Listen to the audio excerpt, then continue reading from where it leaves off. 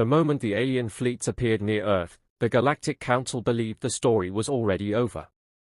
They had seen this scene too many times across the galaxy. A powerful armada arriving without warning. A young civilization facing something far beyond its experience. Fear, confusion, surrender, and then silence forever. To the Council, Earth was just another developing world that had reached space too early. They expected humanity to break within minutes. What they did not expect was patience. Earth did not react with panic. It reacted with control. Across the planet, warning systems activated smoothly. There was no global chaos, no screaming crowds, no collapsing governments. Military bases, space agencies, and research facilities moved into action as if this moment had been rehearsed for generations.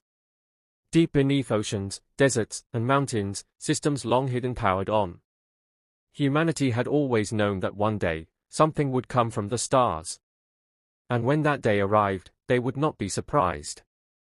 The alien fleet advanced slowly, confidently.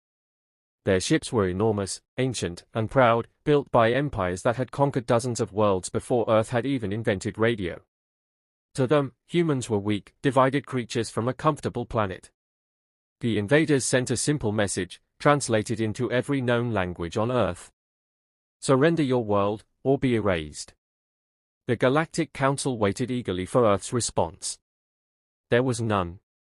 That silence made some of the older council members uneasy, but no one spoke. Then the attack began. The alien weapons were designed to end wars instantly.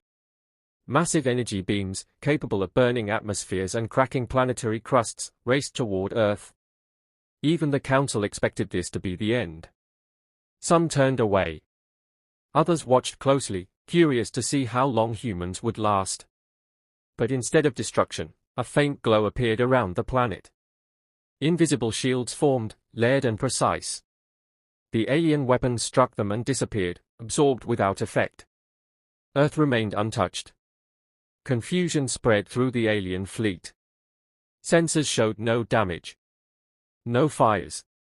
No panic below. The council chamber erupted into whispers. This was impossible. Earth should not have technology like this. Not yet. Not ever. The alien commanders hesitated for the first time, trying to understand what had gone wrong. That was when a human transmission opened. The voice was calm, steady, almost gentle. There was no anger in it, no fear. You have attacked our home, the voice said. We did not invite you. You fired first. We will now respond. The channel closed before any reply could be sent. Human ships emerged from places the aliens had never scanned. From behind moons. From the shadow of the sun. From deep space positions hidden by advanced stealth. They were not beautiful ships. They were practical. Efficient. Built for function, not intimidation. But the way they moved told a different story. They did not rush. They did not hesitate. They struck with perfect timing. Alien vessels began losing power. Engines failed. Weapon systems shut down. Command ships went dark. There were no massive explosions, no unnecessary destruction. Humanity was not trying to make a statement. They were removing a threat. Piece by piece. Calmly. Methodically. Panic finally took hold of the invading fleet. Orders were shouted. Retreats were attempted. Emergency jumps failed as human countermeasures adapted instantly. Every alien tactic was met with a prepared response. This was not humanity learning how to fight. This was humanity executing plans written long before first contact. The Galactic Council watched in growing horror. This was not a desperate defense. This was control. Humans were not fighting for survival. They were enforcing boundaries. Some council members realized the truth too late. Earth was not weak. Earth had simply never needed to show its strength.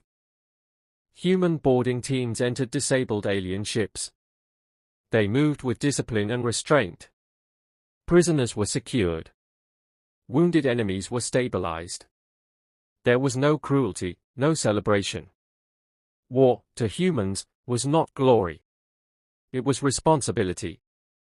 And that made it far more terrifying. At last, the alien leaders sent a final transmission. A plea for ceasefire. An admission of failure. Earth accepted immediately. All human attacks stopped at once. The silence that followed was heavier than any explosion. Below, Earth continued to turn peacefully. Cities glowed softly in the darkness. Oceans reflected starlight. Life went on as if nothing had happened. That image stayed with the Galactic Council longer than the battle itself. When humanity finally addressed the Council, the message was clear and simple. Humans did not seek conquest. They did not wish to rule the galaxy. But they would never allow anyone to decide their fate for them. Kindness, the human representative said, is not weakness. It is a choice. And restraint should never be mistaken for inability.